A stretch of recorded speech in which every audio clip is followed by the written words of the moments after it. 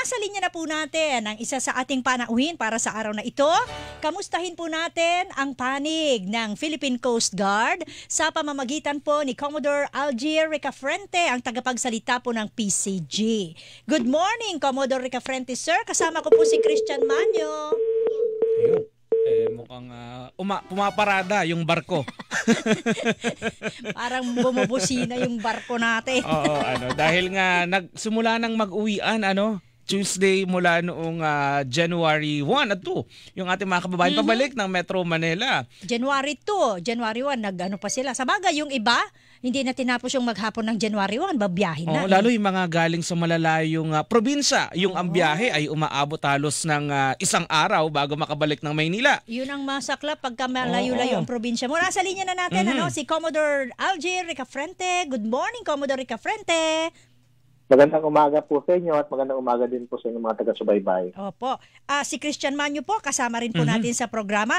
Commodore, gusto ko munang malaman, bago tayo dumako, kasi alam ko may papel din sila sa traslasyon, sa pista ng Jesus Nazareno, sa pagdiriwang. Pero gusto muna nating malaman, Commodore Ricafrente, sir, ngayon po kasi yung huling linggo ng balikan ng ating mga kababayan na nag-uwian sa iba't ibang probinsya. Kumusta po ba ang mga biyahe ng barko natin? Regular na po ba o mayroon po bang mga extra na mga biyahe ng barko para ma-accommodate yung ating mga kababayan?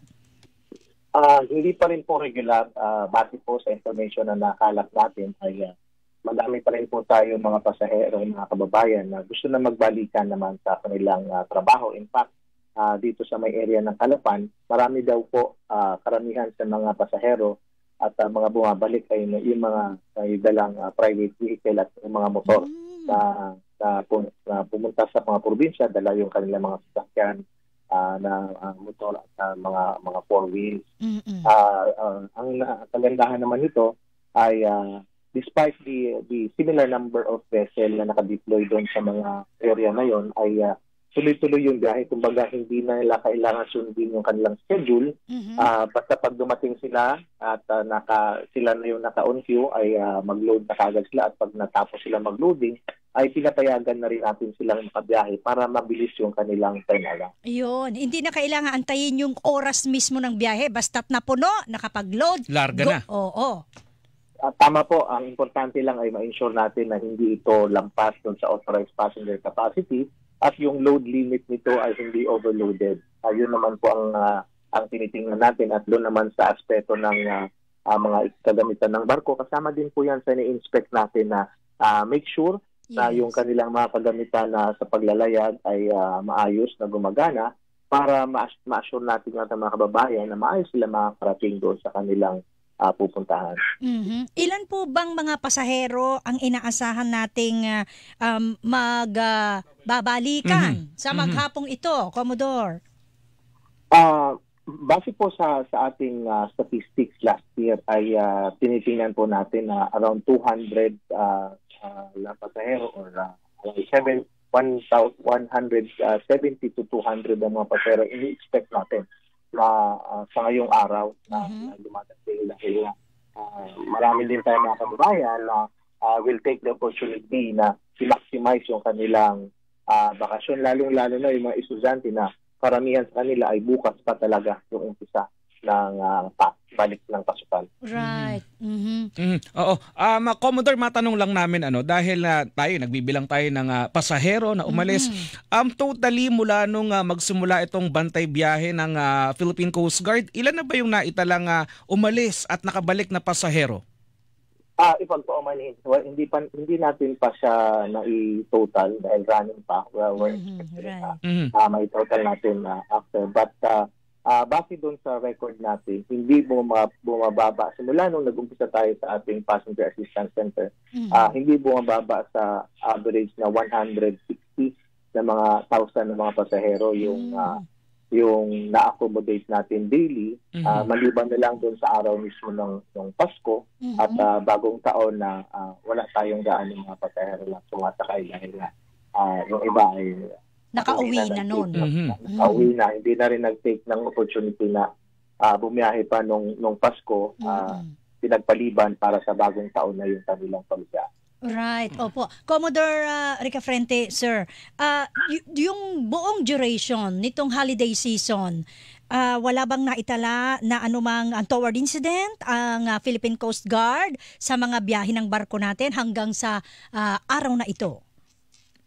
Sa kabutihang palad, dun sa mga pampasahero natin na sasakyan, wala tayo significant na mga incident. Right. Maliban na lang doon sa isang cargo vessel natin na naiulat na lububog dito sa may area ng Northern Samar, which base doon sa latest na information natin na out of the 15 crew, 13 yung na-rescue at 2 naman yung naiulat na nasawi. Mayroon palang namatay doon. Commodore, meron ding nabanggit na report tungkol naman sa isang tourist boat at motor bangka na nagkaroon ng collision January 3 sa Consuelo, Cantillán, Surigao del Sur. May detalye na po tayo dito. Base sa initial na detalye na nakarating naman sa atin ay safe naman lahat ng pasahero. Meron lang nagtamo ng mga minor injuries at na-action na naman kaagad ng ating mga tangitang. Kasama na rin ng local government unit na tumulong. Isa sa nakikitang dahilan yung miscommunication na hindi sila nagkaintindihan kung saan papaling yung isa. Kaya busy din yung area na yun sa mga maliit na bangka. Kasama din to sa binabantayan natin at pagbibigay ng abiso sa ating mga kababayan na gumagamit ng mga sasakyan pandagat, lalo-lalo maliliit na mata-mata lang yung kanilang ginagawa. Hindi kagaya ng mga existing barko natin na meron silang kaukulang isipong kagaya ng radar at may mga appropriate na lookout din sila na nag-monitor. Kumusta po naman yung mga pasahero niyan? Okay na ba sila? Nasaan sila ngayon? Okay naman po, nakabalik na po sila sa kanilang mga tahanan. At yung naiulat na nagtamo ng injury ay nabigyan naman kaagad ng medical attention. May foreigner ba doon, Commodore, sa mga sakay ng tourist boat? Hindi pa natin nakuha yung talagang information na yan, pero isa sa mga nakarating sa atin, merong isang tourist na sakay. At okay naman yung sitwasyon ng isang tourist na yun. Yun yung importante, nasa maayos silang kalagayan lahat. Hanggang ngayon po ba, Commodore Ricafrente, sir, yung inaasahan nating dagsa na mga pasahero na sa mga pantalan o aabutin pa ng ilang araw bago bumalik yung regular na sitwasyon sa mga biyahe? Kung titingnan natin yung report na ibinigay sa atin, sa tingin sa tansya natin, naabutin tayo ng bukas hanggang Tuesday na medyo madami pa yung mga pasahero. Pero dahil nga sa nabanggit po kanina na kasama sa binigay na parintulot na yung pagbiyahe ng barko na kahit hindi nila sundin yung kanilang schedule, basta nandyan na sila at naka-concue na sila na mag-load, ay mag-load na. So, hopefully, sa mga susunod na araw, kung meron mang mga natitira pa mga pasahero, hindi na ganun kadami at babalik na sa regular na biyahe bukas sa makalawa. Alright. So, instead of delays ay advance pa siguro, magiging advance yung biyahe or on time dahil nga sabi nyo, pagka nakapag-load, go kaagad. Alis diba? agad. Oo. Tama po, kasi meron mga mungkahi dati na bakit hindi mag-augment ng ibang mga barko sa mga area na marami. Dahilan nga po na meron ding regular na schedule yung ibang mga area. Pero ang isa sa ginawa na lang ng ating pamahalaan, particularly parutulot ng Maritime Industry Authority na at katuwang din po ang Philippine Coast Guard bilang kabahagi ng isang departamento lang at ng Philippine Ports Authority ay pag nandyan na sila, load na kaagad at kung ready na silang umalis, mag-final check ang Coast Guard din sa mga safety equipment nila para makabalik kaagad yung barko doon sa kanila pupuntahan at yung turnaround naman mas mabilis. Right. Okay. Dito sa ikalawang paksa natin, Commodore Ricafrente, ay may kaugnayan dito sa pagdiriwang ng pista ng Jesus Nazareno. Ang pagkakaalam namin ay mayroon din naman kayong papel sa pagbabantay sa seguridad. So, paano po ang magiging latag ng inyong operasyon? Tama po, in coordination with the organizer nung activity na to, ang Philippine Coast Guard, maliban doon sa medical team na ipoprovide namin doon sa designated area kung saan kami aatasan na maglagay ng aming medical team, yung aming mga tauhan dito sa may ilog, Pasig River, na alam naman natin na pag dumadaan doon sa dam, sa bugso ng mga tao na gustong sumama doon sa prosesyon, ay baka magkaroon ng insidente na malaglag doon pagtawid nila sa tulay. So, ang ating mga tauhan ay nakaantabay, kasama po yung ating mga small boats and rubber boats dyan sa may mga tulay na dadaanan. Sana naman walang malaglag doon. Oo, dahil parang dagat yung tao doon, talagang iba sadyang tumatalon doon sa bridge nung mga nakaraan taon. Pero Commodore, ilang tauhan ang inyong ipakakalat para sa pista ng Jesus Nazareno? At saka may patutupad ba tayo na no sail zone sa paligid ng Pasig River? Tama po.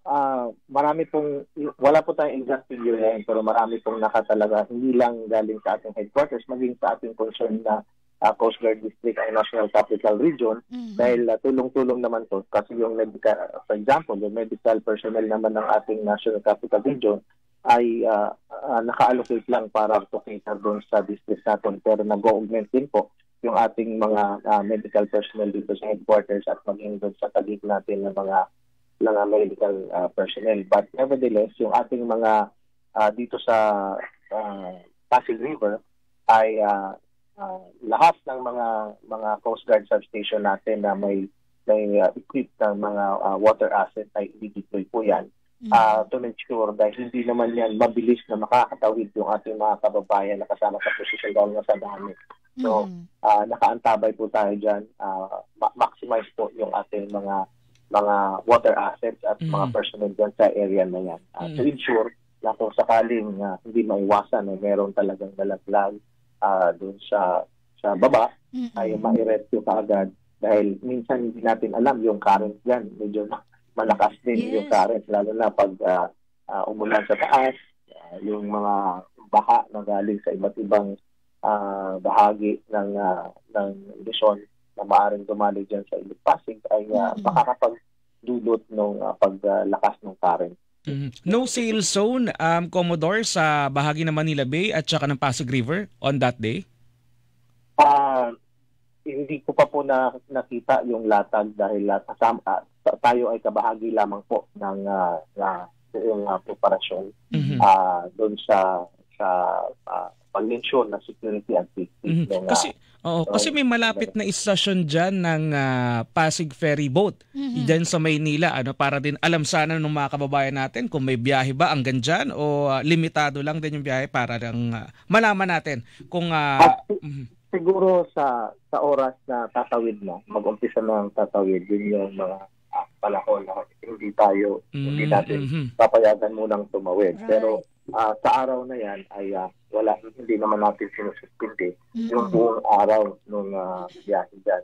Kasi hindi lang naman yung mga ferry boat ang tumatawid dyan, may mga bikes din na nagdadala ng mga gamit na maaaring tumawid. So on a particular moment lang na pagtawid, siguro as of the moment yun yung masasabi ko na hindi natin papayagan mo ng tumawid dahil nga to make sure na safe yung ating mga kababayan dahil di natin maiwasan kung talagang merong malaglag at merong dumadaan na mga barko o sasakyang pandas na sasakyang tubig yan ay maaaring makapagdulot ng malaking injury doon sa mga nalalaglag.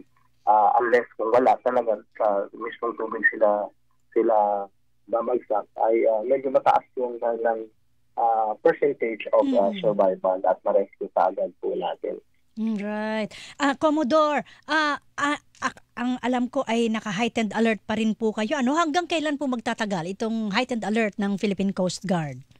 Hanggang ngayon po ang naka-ensure natin. Pero kahit naman po hindi tayo naka-heightened alert dahil meron naman po tayo talaga mga personnel na naka-detail sa bawat pantalan in collaboration with the local government unit ng Philippine Ports Authority at maging ng PNP Maritime Group ay patuloy pa rin po yung pag-ensure natin ng safety and security ng ating mga kababayan na sumasakay ng sasakyang pandagat Mhm. habang meron po tayong biyahe. And 24 hours po ang ating mga personnel, lalo na doon sa mga area na 24 hours din po yung turnaround ng mga barko.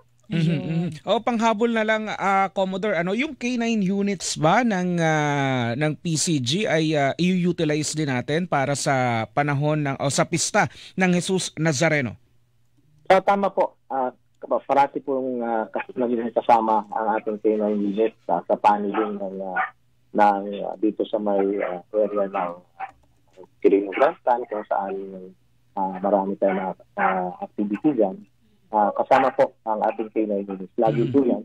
Dahil isa naman po ang Philippine Coast Guard sa madaming mga K9 units na nagagamit ng ating pamahalaan to ensure security sa mga facilities na meron tayong madaming dinadaos na activity. Alright.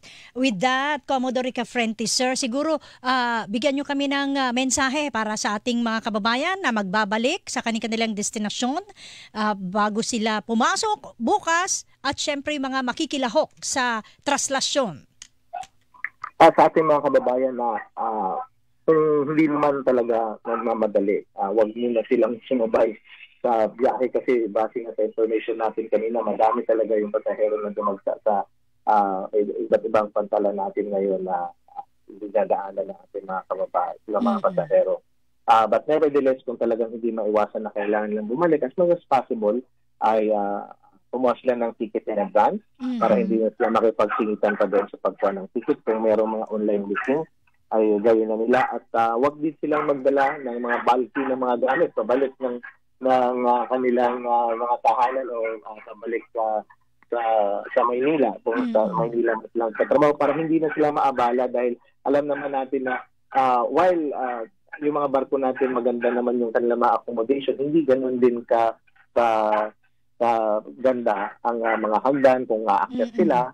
Kung mabibigat yung kanilang mga dalahin, ay mahirapan silang mag-akyat unless they will acquire yung services ng mga porter natin na makakatulong sa kanila. Pero as much as possible, we recommend na huwag na sila magdala ng mga bulky ng mga gamit, at lalong-lalo na yung mga ipinagbabawal natin, like yung mga sharp objects, yung mga maaring sumabog na mga gamit, para tuloy-tuloy po at hindi na sila maabala, dahil sa oras na makita sa kanila yon, maaari din po ito magdulot na medyo bumagal ng konti yung usog ng mga pila. Alright. With that, Commodore Rica Frente, sir, salamat po sa oras niyo, sir, at mabuhay ang Philippine Coast Guard. Thank you, Commodore. Happy New Year po. Maraming salamat din po at Happy New Year din po sa inyo. Thank you so much. Mga kapuso, ang nakausap po natin, ang tagapagsalita ng Philippine Coast Guard, si Commodore Rica Frente, Algir Rica Frente. Babalik po. Walang pinoprotektahan.